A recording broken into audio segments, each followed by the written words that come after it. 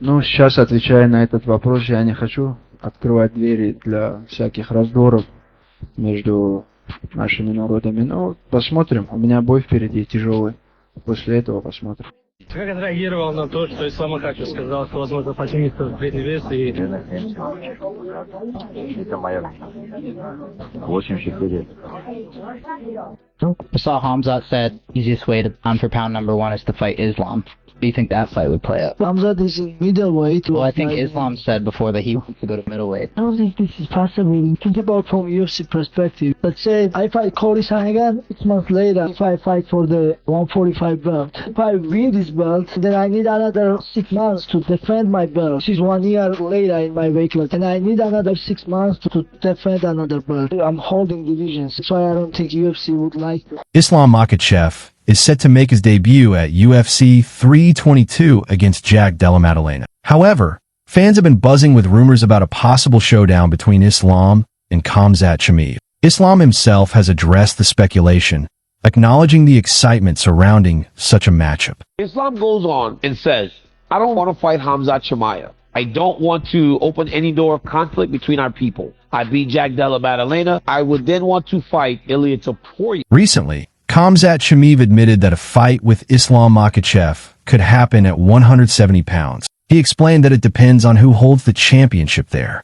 While nothing is confirmed, the fastest route to this fight would be for Islam to win his next bout, rise as a top contender, and set up the clash. Well, will be together fighting Islam Makhachev at 170. We'll see who is gonna be the champion, but I don't know. He's the fastest player. If the guy wins the fight, fastest way to the final point.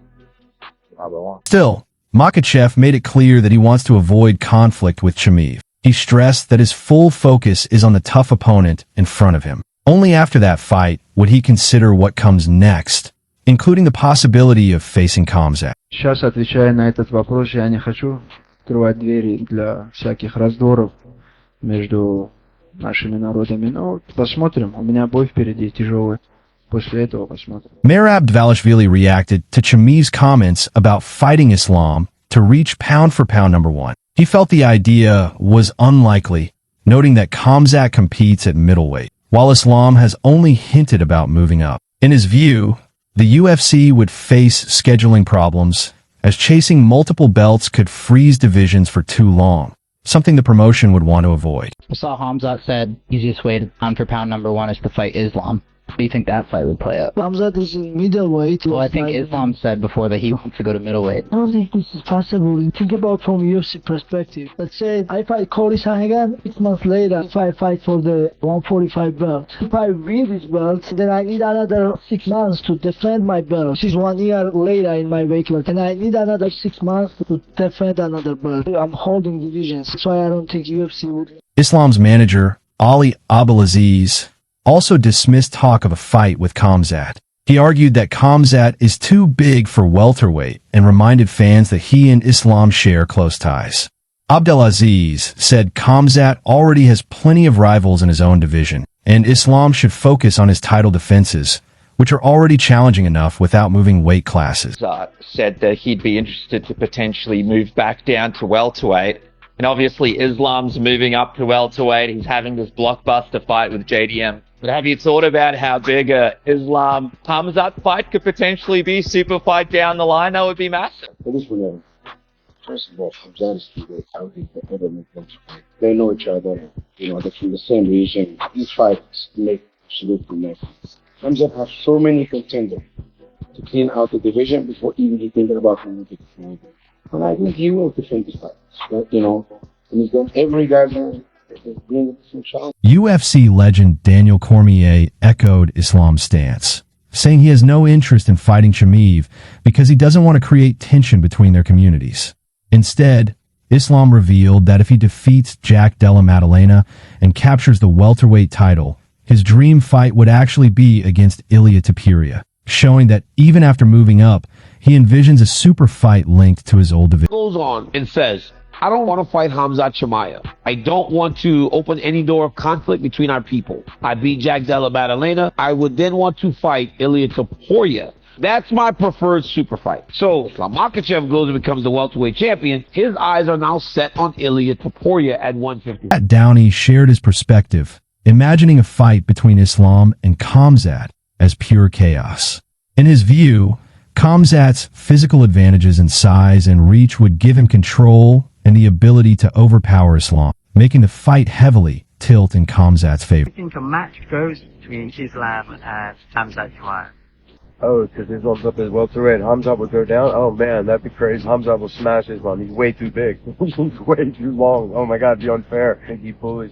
Meanwhile, fans are also excited about another potential matchup, Islam Makhachev versus illiatopuria. Many see it as one of the biggest possible fights in MMA. However, Chael Sonnen believes it's unlikely. He explained that cutting back down to 155 has always been Islam's toughest challenge, making a return to lightweight unrealistic if he becomes welterweight champion. Sonnen added that the only real path to this fight is if Islam loses at 170 and decides to move back down. Islam returning to 155 is a real stretch.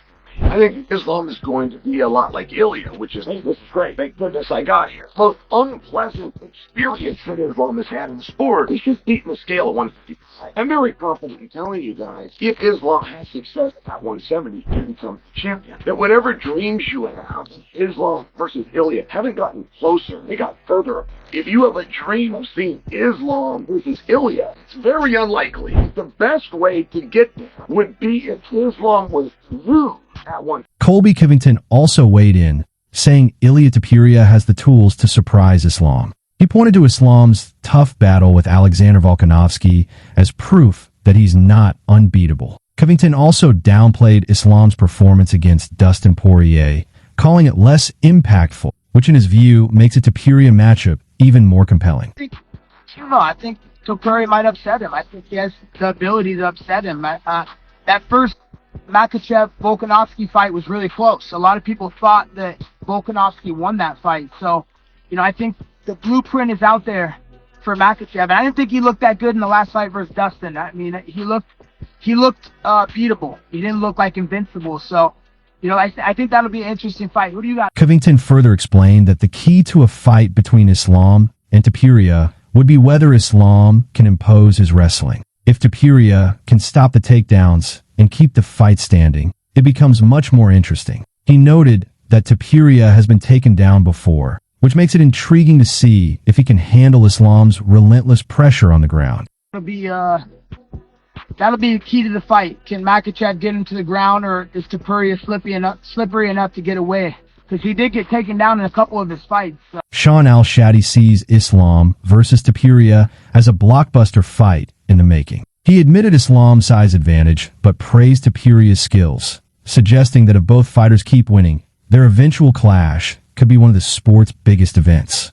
Beneil Dariush also shared his thoughts, leaning toward Islam because of his larger frame, strong wrestling, and well-timed kicks.